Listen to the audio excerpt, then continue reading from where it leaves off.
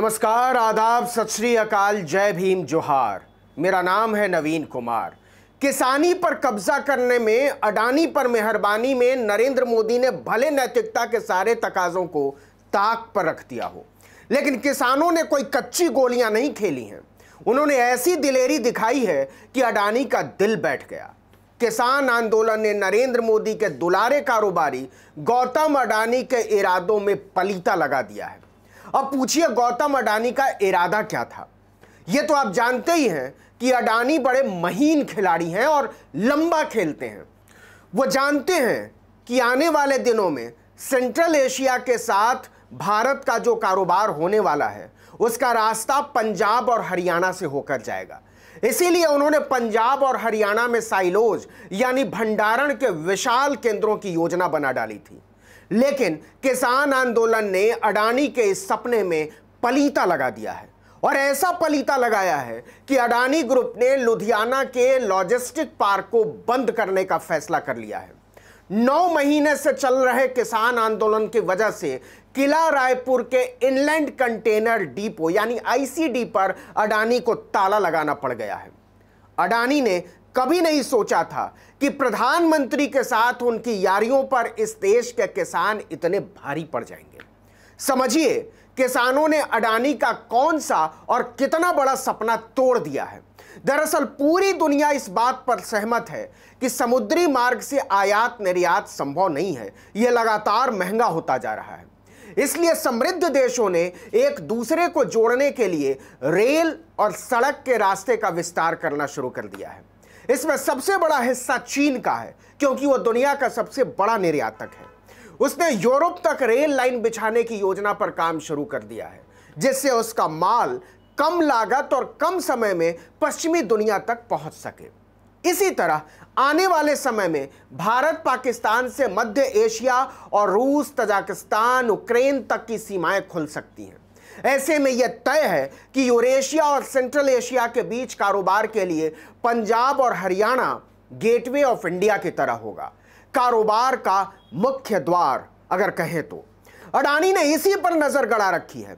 इसीलिए मोदी जी के दोस्त ने पंजाब और हरियाणा में बड़े बड़े भंडारण केंद्र बनवाने शुरू कर दिए थे।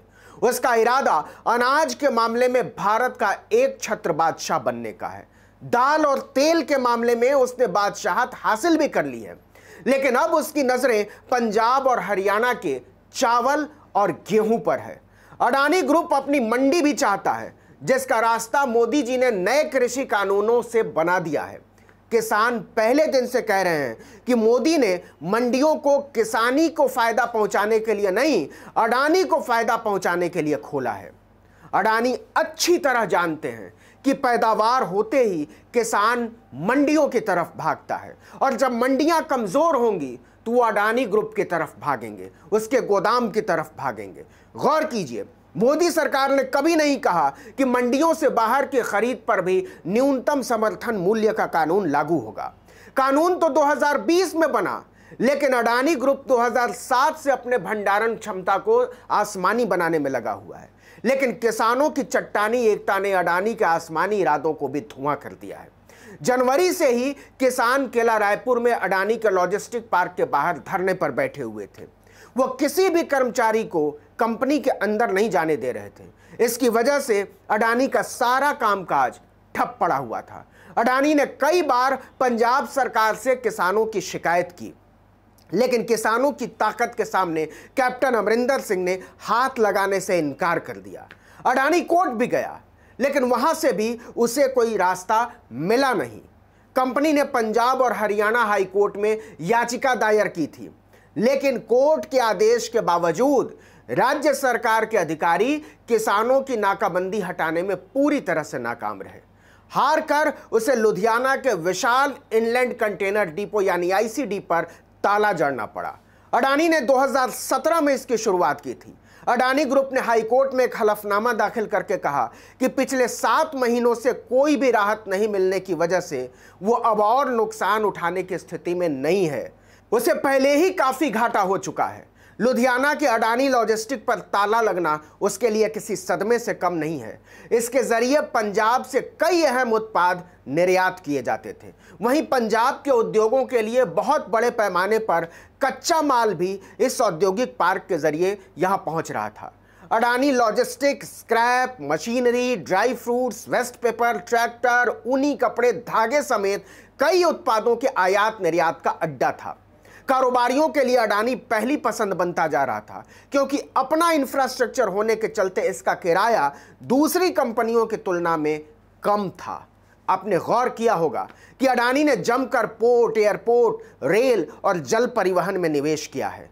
वो इस कारोबार पर एक छत्र साम्राज्य कायम करना चाहता है और इसके लिए वो सरकारी उपक्रमों को औने पौने दामों पर खरीद रहा है। इन सब के पीछे उसका इकलौता मकसद है अनाज और फूड इंडस्ट्री पर मोनोपोली कायम करना, मतलब एक छत्र साम्राज्य। उसका मकसद है कि किसान बस अडानी के इशारों पर नाचने वाले मजदूर की तरह काम करें। वो जो चाहे उसी की पैदावार हो, जो चाहे वही कीमत हो और जिस दाम पर चाहे उस दाम पर बेचे। इसीलिए वो गोदाम से लेकर ट्रांसपोर्टेशन और मार्केटिंग तक में अपने पैर पसारता जा रहा है। अडानी के इरादों के बारे में अंग्रेजी अखबार द मिंट ने आज से 7 साल पहले 2015 में ही बता दिया था। उसने लिखा था कि अडानी एग्रीकल्चरल इंफ्रास्ट्रक्चर, लॉजिस्टिक और स्टोरेज के लिए सुधारों के इंतजार में है। द मिंट ने लिखा था कि अडानी का यह सपना 40 साल पुराना है। उसने 80 के दशक में विदेश में जमीन खरीदकर खेती करने की सोची थी।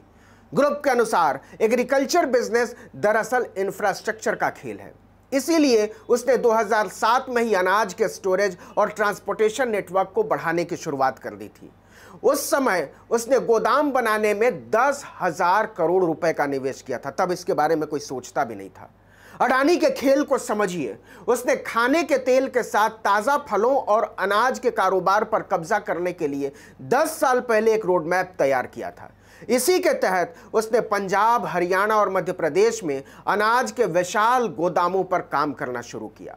बहुत होशियारी के साथ भारत सरकार के फूड कॉरपोरेशन ऑफ इंडिया ने उसे भंडारण का ठेका दिया हुआ है।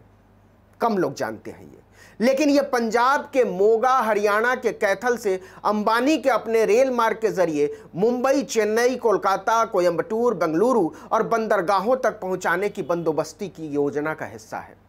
अडानी एग्री लॉजिस्टिक की आधिकारिक वेबसाइट के अनुसार वो भारतीय खाद्य निगम यानी एफसीआई के साथ 2007 से ही काम कर रहा है। 14 साल हुए। कंपनी की ओर से पंजाब के मोगा और हरियाणा के कैथल में विशाल अनाज भंडारण केंद्रों की स्थापना की गई है। अगर आप 20 साल पीछे लौटें तो केंद्र सरकार के फूड कॉरपोरेशन ऑफ इंडिया यानी एफसीआई ने अनाज भंडारण के लिए साल 2000 में ग्लोबल टेंडर जारी किया था। यह टेंडर गुजरात के अडानी ग्रुप ने हासिल किया था। तब यूपीए 1 का कार्यकाल था। साल 2007 से ही मोगा और कैथल में अडानी के इन आधुनिक अनाज गोदामों में किसान अपनी उपज पहुंचाते हैं और किसानों को उपज का भुगतान एफसीआई करता है। बाद में एफसीआई के निर्देशों के अनुसार ये अनाज फील्ड डिपो भेजे जाते हैं, जहां से इनको बाजार में भेजा जाता है।